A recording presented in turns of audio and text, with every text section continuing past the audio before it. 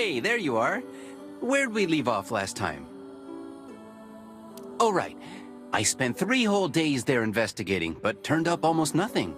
Fortunately, on the night of the 3rd day, I learned that the Fallen had taken up residence in the sewers near Haven. Deep, desolate waterways. The perfect place to imprison someone, no? There were but 2 days before the Iron Bar's opening ceremony. The situation was grim, but I've never been one to back down from a challenge.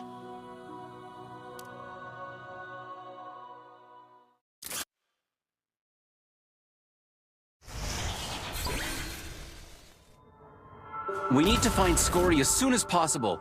Can you hack into this place's surveillance system, Shams? What systems? You realize this is a sewer, right?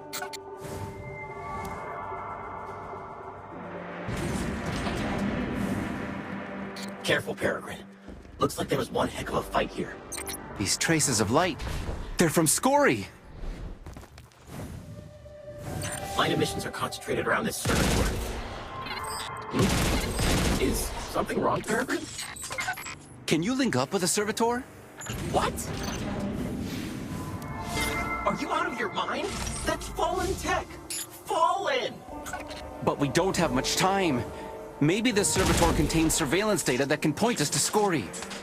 I told you, there's no such thing!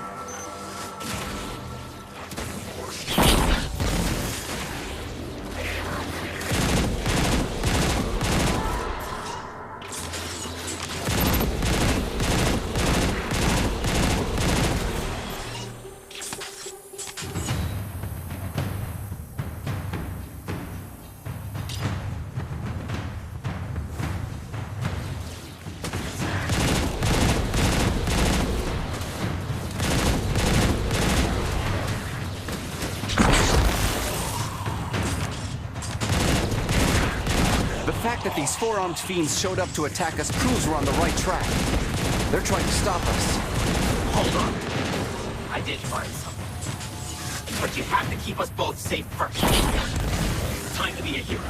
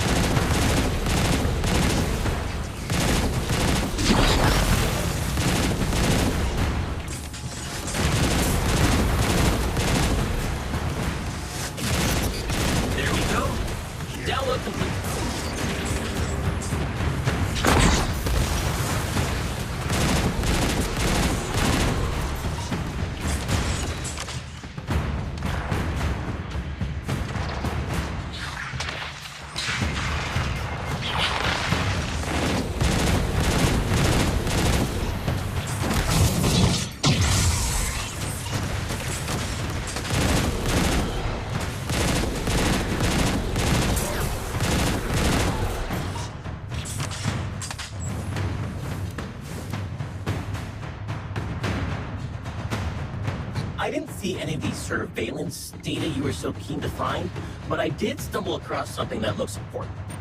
It's a map and quite a few words. Yeah, let's call this Fallen chicken scratch words. Can you read any of it? Only bits and pieces. Arena, gathering, archive, tunnels, great machine. That's all I can make out. Don't look at me like that. I'm not a Fallen translator. Wait, this map. Is there a tunnel system underneath the Haven Archive? Oh, that. It's an underground part of the city that was abandoned a long time ago. Guess some lucky Fallen found it. It seems they want to sneak into the archive while everyone's distracted by the opening ceremony. I don't know what classified information they're after specifically, but they're likely convinced it'll get them closer to taking back the Traveler.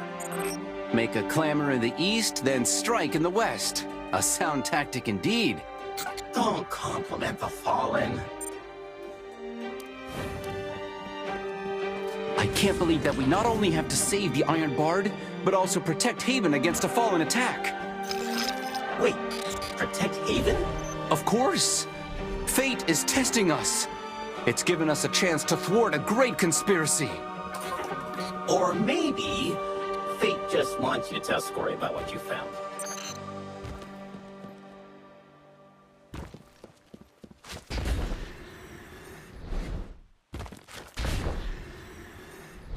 Who's there? Peregrine, something's not quite... Who are you and what are you doing here? Ma'am, we don't mean any harm. Say something, Peregrine. You mean to tell me you spent days painstakingly investigating, then ventured deep into the sewers and came all the way here, just to rescue... me? Who had been imprisoned by a scribe in league with the Fallen? Oh my goodness! Open your eyes and look around! Birdsong and fragrant flowers, calm and peaceful, and most importantly, not a Fallen in sight. I was getting nowhere with planning the opening ceremony, so I decided to take a break and look into a rumor about the Fallen. Incidentally, that led me here. The perfect place to meditate and get inspiration. Organizing an event so grand it'll have Haven citizens talking for years to come, all while dealing with the potential invasion is no easy task. After racking my brain for days on end, I'd finally conjured up the faintest bit of inspiration. Only for you two to barge in and interrupt me before I could bring it to life. Sorry about that. Is there anything we can do to make it up to you? It's simple. Just add me to the opening ceremony lineup, and I promise I'll deliver a performance worthy of being immortalized in poetry. Gentlemen, leaving me here alone would be more than enough. Or maybe we should stop the Fallen scheme first? Oh, don't worry about that. I'll have Yolder and her apprentices guard the sewer... entrances. Wait! This could work! Listen, Mr. Savior, I can tell you're a fearless hero and a capable light bearer. You want to join the event to prove yourself in the Iron Bar, don't you? Yes? Oh, I knew the Iron Bard would get me. So this opening ceremony must go off without a hitch. We can't allow any disruptions. Just as we can't let the hero's journey be cut off by the Fallen's destruction. I get it. The hero's journey. That's exactly what I was thinking. That means we need a reliable, nameless hero to stop the Fallen. He'll become the final Aegis shielding Haven. But when the lights first shine on the arena, nobody will be cheering for him. You mean... I understand what you're saying. What my mission would be. But it's at odds with what we were hoping for, isn't it? Fighting the Fallen behind the curtain without anyone even knowing. I know it's a tough choice, gentlemen, so you don't have to choose right away. Will you take center stage as you'd want it, or secretly work to carry out justice? I look forward to hearing your answer.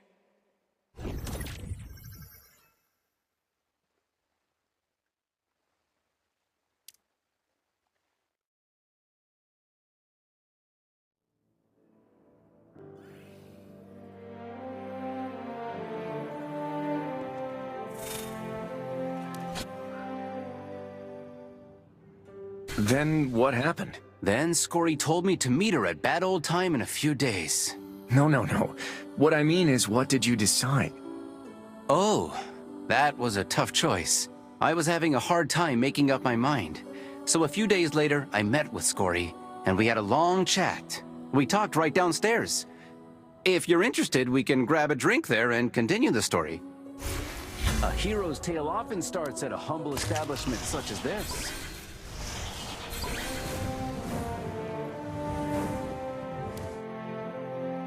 You would never imagine it, Wolf. I, Caber, sat opposite Scory, the legendary battle bard who had seen countless heroes rise and fall, right where we're sitting now. That reminds me, I still don't know what brings you to Haven. Oh, actually, I came to Haven for you. For me? That's right. Every hero's story needs a poet to witness it, doesn't it? Without a poet, the hero's tale cannot be passed down. And you, Scori, are the greatest poet of this era. Perhaps my thrilling adventures will inspire you, allowing you to write them into an epic, or something like that. No. You. Oh dear, you've got it all wrong. You're simply defining a hero as someone whose tale is passed down. Tell me, what do you think of heroes who aren't praised by all? They're... Obviously, you have no way of knowing. But I wouldn't say your point of view is entirely without merit. On the contrary, it's given me inspiration. That's why we're able to have this conversation. I think a hero's lifelong pursuit shouldn't be people singing your praises, or rather, it shouldn't just be that.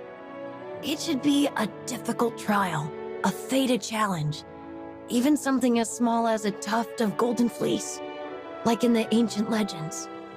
For all heroes? For all heroes. The only thing they've got in common is that they're all trekking along some stretch of no man's land.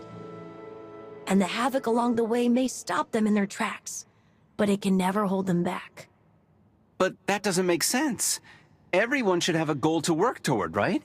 Sure. Heroes will find themselves some unique pursuit, some great unknown, that they're destined to encounter on their journey. It becomes the hero's calling. And when that time comes, the so-called witness is no longer just a single bard, but thousands of poets, biographers, historians, and playwrights who will tell their tale for generations to come. Folks will pass the story on through words. Perhaps one day we may even call that story a myth. That's... Oh, and of course, if I'm lucky to witness the birth of a myth, say you, Mr. Savior, then you can bet your bottom glimmer that I'd pass it on. Ha! I knew I'd... Don't get too excited. To tell you the truth, you still have a long road ahead of you, and seeking your golden fleece isn't something you can accomplish alone. We don't have much time left. You can choose to join the opening ceremony and prove yourself against your fellow Lightbearers, prove yourself to be the greatest warrior among them, or you can accept this mission to crush the Fallen schemes and keep Haven safe. Even if it means no one may ever know who you were. It's up to you which stage you want to make your debut on, but you'll have to decide before sunrise. What should we do, Peregrine? I need to look deep inside myself, Shams. I need to figure out what I'm truly seeking. So, what'd you choose? Hey, the story's almost reached its final act. I've got to keep a little bit of suspense, you know?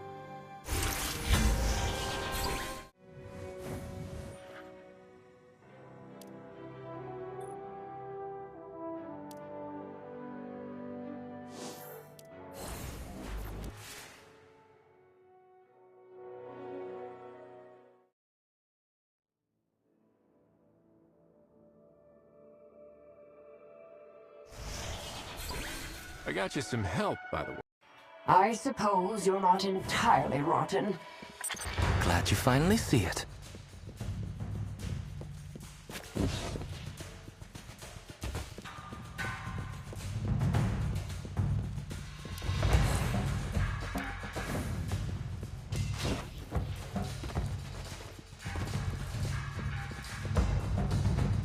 All right, hand him over, alien. Go check the devices here. There might be records left.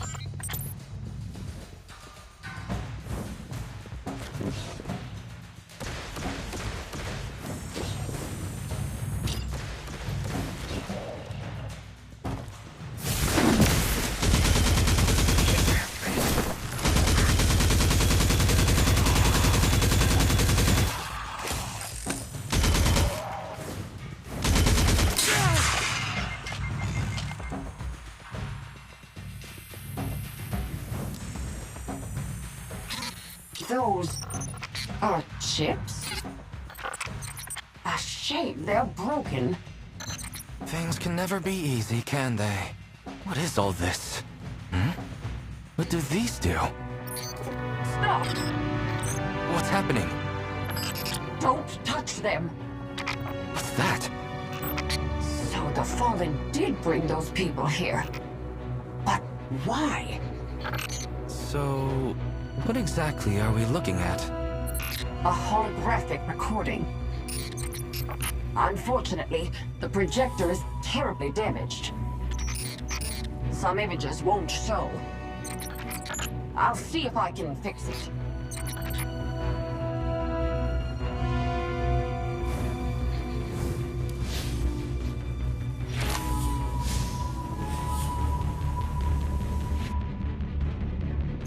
What are the Fallen putting on their heads? Headbands. The material's the same. And so are the energy fluctuations. Fallen has ignored, no doubt about it. The Fallen are bringing people here to fit them with the headbands. But for what? According to the holographic record, they went that way.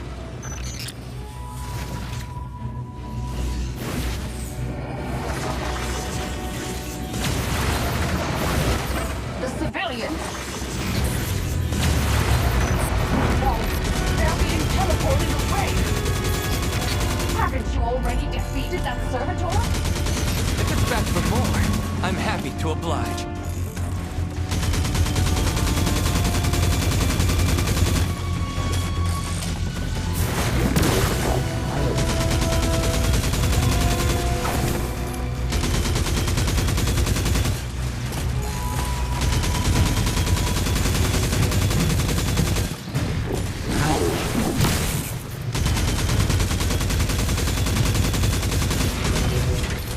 It's trying to escape! Stop right there and hand over the civilians.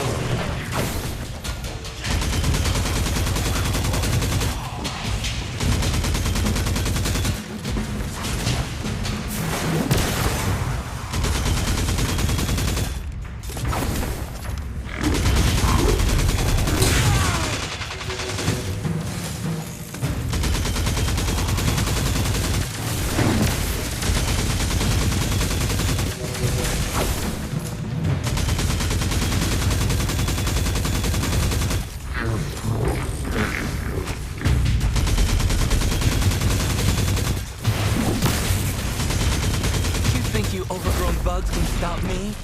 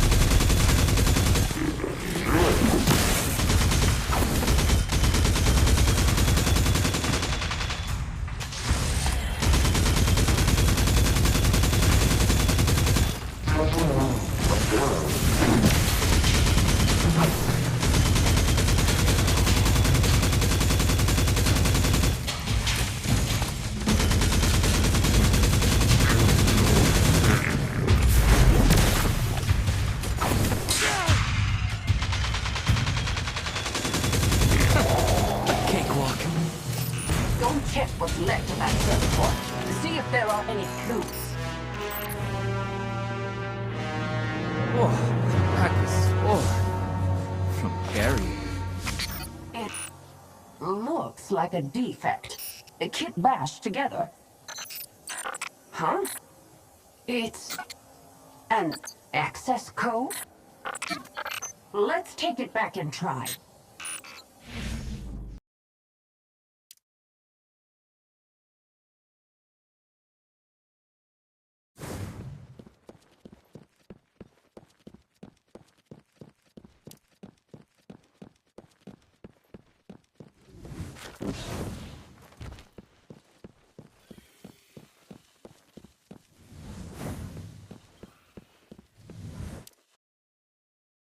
These are my last words and my final confession. I am a scientist and also a sinner. The experiment I'm involved in requires a great deal of clinical data. Rats, rabbits, even people. But the brutality of the sensory enhancement experiment was far beyond my prediction. In order to communicate with the traveler's consciousness, we tried enhancing the subject's senses. But the pain caused by this enhancement would trigger fierce resistance. So they added a punishment function to control them with even more intense pain. However, Subject 305 never stopped resisting. What they were doing was too cruel. I wanted to call off the experiment, but no one. As for Subject 305, he was a sharp child. He even found a hole and led a group of his fellow subjects to escape. I helped them open the door to the exit, but they still failed. I didn't know what awaited them. All I knew was the unfortunate fate befalling me. My colleagues soon discovered that I'd helped them. I was secretly imprisoned at Jiangsu Metro and became a specimen myself, all because of this mistake. I had the honor of feeling that pain firsthand. Ironically, my question was finally answered after experiencing the experiment myself. It turns out that pain is a pheromone. The headband enhances this pheromone and uploads it into the same space of consciousness.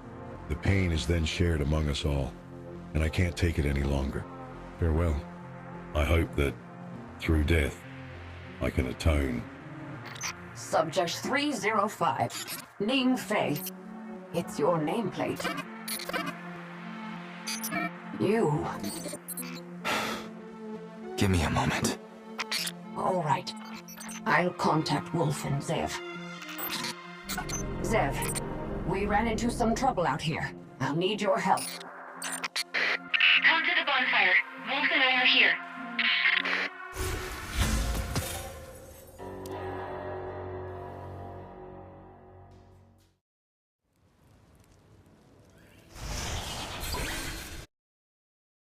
What happened? We found the civilians. Unfortunately, we lost them, but we got some other leads. We found out more about the headbands. Are they the same as Ning Fei's? Yes, he was wearing this one when I first resurrected him. Sounds like that thing's old school then. Probably. The abandoned building I found Ning Fei in was certainly well past its prime. It looked to have been a research facility, but the Fallen destroyed it beyond recognition. And inside was filled with corpses. Some with headbands, some without. It was a horrendous scene. As for Ning Fei, he was wearing one of them. What does that mean? It means I was a test subject, a lab rat, a guinea pig. Call it what you like. We found one of the researcher's last words back at Jiangxi Metro. As he described it, the headband is a sensory amplifier. Which means it's also a tool used to intensify pain. What were they using these things for? To establish communication with the traveler's consciousness. A bunch of lunatics, if you ask me. Isn't that the speaker's gig? Artificially creating speakers. It's insane. Maybe even heresy. So the Fallen are picking up where they left off? They want to make their own speaker? I don't know, but lunacy isn't exclusive to humans. Do you think it's actually possible? The illusion of communication with the traveler. The subject's consciousness enters it when the headband's activated. So, Ning Fei, you've been inside? At least you're free from it now. We can't let the Fallen turn those people into their lab rats. Where do we even begin searching for them, though? I have an idea. What is it? I can find them. That space of consciousness is like a common thread, connecting us all. If I can get back in there, I can find their minds and... No, it's too risky. There's got to be another way. This is something only I can do. And Subject 305's already done it once, hasn't he? But... Ning Fei? He must have gone to search. I can't let him rush headfirst into danger. Not alone. Then let's go provide backup.